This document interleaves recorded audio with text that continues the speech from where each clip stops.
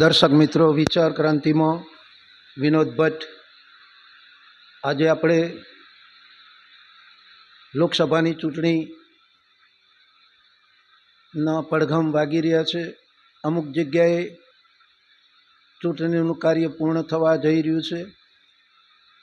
ગુજરાતની અંદર અને બીજા અન્ય પ્રદેશોમાં પણ ચૂંટણી થવાની બાકી છે. ત્યારે મતદાતાઓને આગ્રહભરી અપીલ કરવામાં આવે છે કે મતદાતાઓ જાગૃત બને અને પોતાના મતનો સદુપયોગ કરી અને સેવાભાવી, કર્તવ્યનિષ્ઠ, પ્રામાણિક, ઈમાનદાર નેતાને ચૂંટી અને દેશની સેવાના અર્થે આપણે સૌ એમને સહયોગી બનીએ, જેથી કરી ભારત દેશ વિકસિત, સંગઠિત, સશક્ત, સમૃદ્ધ અને વિશ્વ સમ્રાટ બને.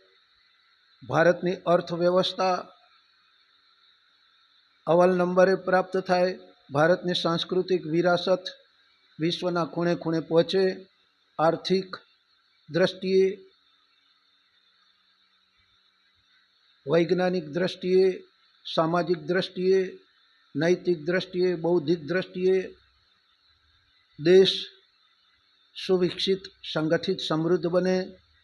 એના માટે આ લોકશાહીના શાનદાર પર્વને આપણે ખૂબ જ ઈમાનદારીપૂર્વક મત આપી અને ઉજવીએ, જેથી કરી સાચા અર્થમાં લોકશાહીનું રક્ષણ થાય, લોકશાહીનું પર્વ ઉજાગર થાય અને દેશ, રાષ્ટ્ર સશક્ત અને સમૃદ્ધ બને.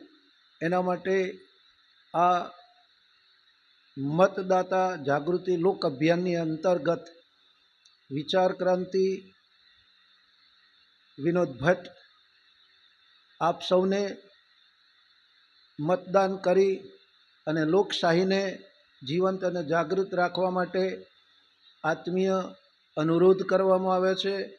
આપને વિનંતી કરવામાં આવે છે કે આપણે આપણા કિંમતી મતનો સદુપયોગ કરીએ અને સાચા અર્થમાં દેશની સેવા કરીએ. અસ્તુ.